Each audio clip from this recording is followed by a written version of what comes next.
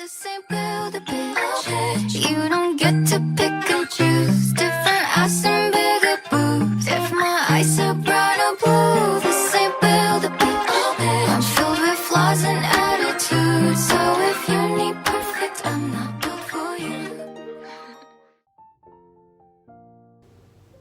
Membangun jejaring ekonomi bagi manusia modern ini seperti saat ini sangatlah penting nilainya. Tetapi, tanpa jaringan ekonomi, sejumlah hal akan kesulitan kita lakukan, khususnya dalam pemasaran. Jejaring ini menjadi vital bagi kita secara personal maupun kolektif karena kompleksitas persoalan kehidupan kini memaksa kita selalu berhubungan dengan pihak lain. Sukses membangun jejaring ekonomi tak bisa diukur dengan sejumlah transaksi jangka pendek. Suksesnya jejaring yang terawat justru akan ada pada bagian kualitasnya. Hubungan kita secara organisasi dengan mitra-mitra kita dalam berwirausaha tertinggi dalam menilai kualitas. Jejaring kita adalah mitra-mitra kita, bukan lagi hanya konsumen atau donor kita, tetapi mereka berdiri menjadi pembela kita di tengah hiruk-pikuk kompleksitas hubungan yang ramai. Membangun jejaring ekonomi tidak cukup dengan satu atau dua pihak saja.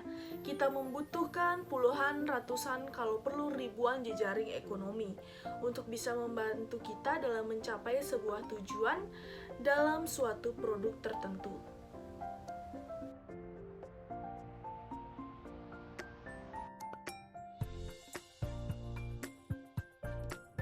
Aspek pengembang jejaring ekonomi.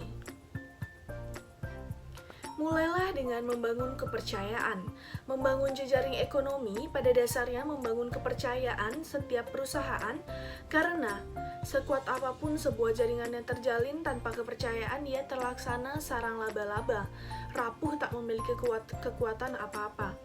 Dari seluruh orang yang kita kenal, coba kita perhatikan beberapa, yakni kita percaya pada orang-orang tersebut. Jawabannya adalah semakin dekat kita kenali dengan baik, maka semakin orang percaya dengan kita, apalagi dalam perusahaan kita nanti. Sebaliknya, jika kita tidak mempunyai informasi atau perusahaan apa yang kita akan promosikan yang sangat berkualitas, maka semakin kesulitan kita untuk bisa dipercaya. Selanjutnya adalah tetapkanlah tujuan. Tujuan adalah sebuah jejaring ekonomi yang sangat penting. Sebelum memulainya, ada baiknya kita membuat dan menetapkan tujuan produk kita. Tujuan ini bernilai sangat strategis karena dengan tujuan produk yang jelas, kita mengetahui apa yang kita raih. Tujuan yang kita miliki haruslah dibuat dengan SMART, yaitu specific, measurable, achievable, realistic, dan timed. Dengan SMART, kita bisa mengukur sejauh mana tujuan kita melakukan pencapaian sesuatu dan tentunya produk kita memiliki keunikan tersendiri. Dalam menetapkan tujuan produk kita juga terbuka terhadap setiap peluang ataupun masukan yang ada. Jadi, semua produk yang kita miliki, kita sangat memerlukan di mana partisipasi orang lain dalam menilai produk kita.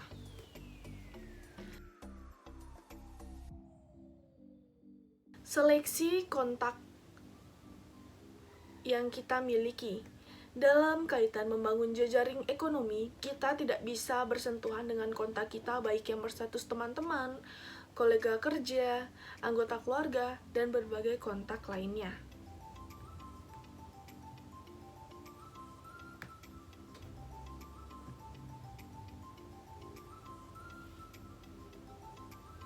Dari daftar seperti itulah kita dapat memulai melakukan kontak, tapi kita ingin memperluas jejaring yang kita miliki, maka kita harus pula mulai berbicara dengan orang-orang yang sama sekali tidak dikenal. Ketika kita berkomunikasi dengan orang asing dan membuat hubungan, kita dapat menyelesaikan satu langkah kunci dalam membangun jejaring. Makin sering kita menyelesaikan satu langkah kunci di dalam membangun jejaring, makin sering kita melakukannya, maka akan semakin percaya diri kepada orang-orang yang ada di sekitar kita maupun kepercayaan orang lain terhadap kita. Cobalah hal yang sama kepada orang lain, jangan sekedar kenal, tetapi dalam berkomunikasi kita bisa mempromosikan produk kita sendiri.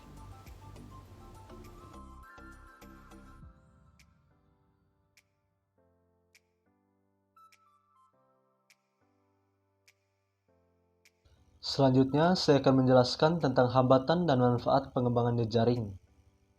Yang pertama ada hambatan pengembangan ekonomi kreatif. Hambatan yang pertama adalah bahan baku. Faktor penyediaan bahan baku yang masih sulit untuk diperoleh pelaku usaha, ini menjadikan kendala pertama yang harus dihadapi. Penyediaan bahan baku ini sering kali terkendala dari perizinan pemerintah daerah yang kerap berubah-ubah sehingga sangat sulit mendapatkan kepastian. Hambatan selanjutnya ada teknologi. Dengan adanya pandemi corona atau COVID-19 ini, pemasaran secara konvensional sangat dibatasi, sehingga diperlukan jembatan pemasaran secara digital seperti marketplace. Sarana marketplace-nya memang sudah ada dan banyak, hanya tinggal menyebarkan dan pengenalan pada pelaku usaha yang di pelosok yang masih perlu menjadi perhatian. Selanjutnya ada permodalan. Persaingan pelaku usaha ekonomi kreatif pun terutama yang baru merintis maupun yang berskala kecil apalagi berada di pelosok, sangat sulit mendapatkan akses permodalan, sehingga sangat sulit mengembangkan usahanya agar bisa lebih efektif dan efisien. Pelaku usaha yang baru merintis atau berskala kecil kerap kali tergerus dengan unit usaha yang lebih besar dan lebih lama. Hal ini dikarenakan jalur distribusinya sudah lancar dan juga dengan modal yang cukup tentunya bisa memproduksi lebih banyak dan memangkas biaya usaha. Hambatan selanjutnya ada hak cipta. Sulitnya mengurus dan kurangnya pengetahuan tentang pentingnya perlindungan hak cipta membuat sering kali hasil produksi UMKM atau unit usaha berskala kecil dengan mudahnya ditiru dan dicuri ide kreatifnya oleh perusahaan besar yang kemudian langsung mematenkan produk hasil contekan itu, dan tindakan ini tentunya akan merugikan secara langsung terhadap pelaku usaha kecil karena di samping sudah tidak bisa lagi memproduksi produk yang sama, pihaknya juga tidak bisa lagi mengembangkan usahanya karena sudah milik usaha orang lain dan cenderung akan bermasalah dengan hukum. Untuk hambatan yang terakhir ada ruang publik. Pelaku usaha memerlukan adanya ruang publik untuk mempromosikan atau memajang hasil karyanya dengan tanpa modal yang besar atau bahkan gratis.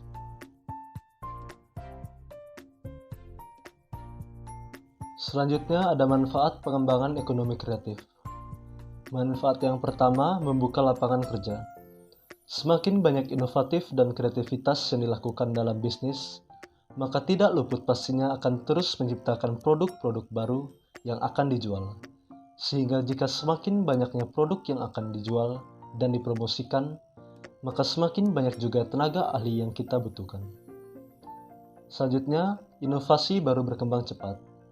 Dengan munculnya ide-ide yang baru, pastinya akan membuat masyarakat semakin mudah dalam memenuhi kebutuhan karena tidak adanya batasan untuk berinovasi. Manfaat selanjutnya, kita semakin kreatif. Seiring perkembangan zaman dan dengan adanya perkembangan ekonomi, kita dituntut untuk lebih kreatif yang dapat menghasilkan ide-ide baru yang berbeda dan unik dari yang lainnya. Dengan hal ini, pastinya dapat lebih mudah bersaing di dunia bisnis dengan produk yang kita punya. Selanjutnya, kualitas produk semakin bagus. Manfaat ekonomi kreatif lainnya adalah kualitas produk semakin bagus. Dengan adanya manfaat ekonomi kreatif ini, karena persaingan produk di pasaran yang sama banyak menciptakan inovasi baru. Manfaat selanjutnya ada pertumbuhan ekonomi. Pertumbuhan ekonomi adalah salah satu manfaat ekonomi kreatif karena dapat dikatakan pertumbuhan ekonomi selalu dipengaruhi oleh pertumbuhan bisnis dari berbagai sektor. Manusia melakukan kegiatan ekonomi kreatif untuk membuat pertumbuhan ekonomi semakin meningkat. Dengan hal ini, banyak permunculan bisnis atau usaha baru yang karena semua mata rantai yang dipenuhi dengan baik, otomatis kesejahteraan masyarakat pun meningkat. Selanjutnya, persaingan yang kompetitif. Seiring berkembangan ekonomi yang terus meningkat, maka tidak heran pastinya akan bertambahnya pengusaha baru yang memulai usahanya di dunia ekonomi. Para pengusaha saling berlomba menciptakan usaha supaya dapat menjadi pengusaha sukses, sehingga pesaing atau kompetitor semakin meningkat. Dengan kata lain, persaingan bisnis atau usaha menjadi kompetitif alami. Selanjutnya, menekan angka pengangguran. Manfaat ekonomi kreatif yang selanjutnya adalah dapat menekan angka pengangguran. Dapat dikatakan demikian karena semakin kreatifnya sebuah industri dari berbagai sektor, pastinya perusahaan akan membutuhkan sumber daya manusia. Jadi, karena adanya manfaat ekonomi kreatif ini, dapat menekan angka pengangguran. Manfaat selanjutnya, pasar yang semakin luas. Lalu, manfaat ekonomi kreatif lainnya, pasar yang semakin luas. Pasar yang semakin luas di sini dapat diartikan dengan adanya ekonomi kreatif ini dapat berkesempatan membuka pasar yang lebih luas. Karena semakin banyak ide-ide yang kreatif, semakin meningkat juga pasarnya. Manfaat selanjutnya memberikan dampak sosial yang positif. Dengan adanya ekonomi kreatif, dapat memberikan dampak sosial yang positif karena dengan adanya ide-ide inovatif dan kreatif ini membuat manusia saling tolong-menolong dan sharing bagaimana cara melaksanakan ide tersebut. Untuk manfaat yang terakhir, membangun citra dan identitas bangsa.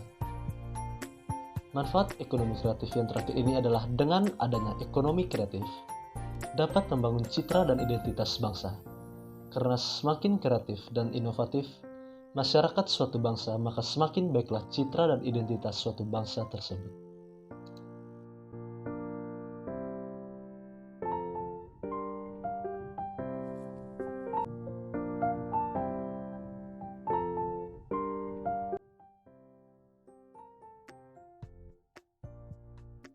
Di sini saya akan melanjutkan materi mengenai strategi pengembangan jejaring ekonomi. Membangun jaringan bisnis berawal dari komunikasi, dan hal ini memerlukan strategi yang baik sehingga terbentuk jaringan yang mendatangkan manfaat luas. Dalam rangka membangun jaringan tersebut, berikut merupakan strategi dalam mengembangkan rantai nilai tambah keadilan, yaitu yang pertama, persiapkan diri. Terbentuknya jaringan selalu berawal dari komunikasi yang nyaman, dan hal ini sangat dipengaruhi oleh karakter.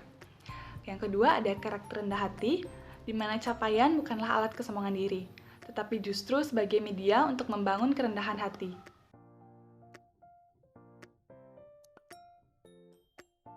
Yang ketiga, karakter pembelajar. Seorang pembelajar memiliki sikap terbuka dalam menerima hal-hal baru dari siapapun. Kemauan bertanya bukan saja tentang ketulusan mau belajar, tetapi juga wujud menghargai karya dari capaian orang lain. Yang keempat, ada penjiwaan. Penjiwaan lahir dari kejujuran dan ketulusan. Komunikasi yang dilandasi kejujuran dan ketulusan akan melahirkan penjiwaan setiap yang dikatakan dan juga dilakukan. Yang kelima, ada positioning yang tepat, di mana berdasarkan pengalaman lapangan, banyak yang gagal membangun jaringan karena melakukan kesalahan awal dalam memposisikan diri di komunikasi pertama kali. Keenam, ada persiapan karya. Sebagai pelaku usaha, wujud karya adalah identitas diri. Sebab, karya merupakan simbol kegigihan berjuang dan ketekunan berproses. Yang ketujuh, ada orientasi jaringan, umum dan khusus. Dalam rangka menumbuh kembangkan jaringan, orientasi yang dibangun tidak selalu harus berhubungan langsung dengan bisnis yang sedang dijalankan. Baik, sekian presentasi dari saya. Terima kasih.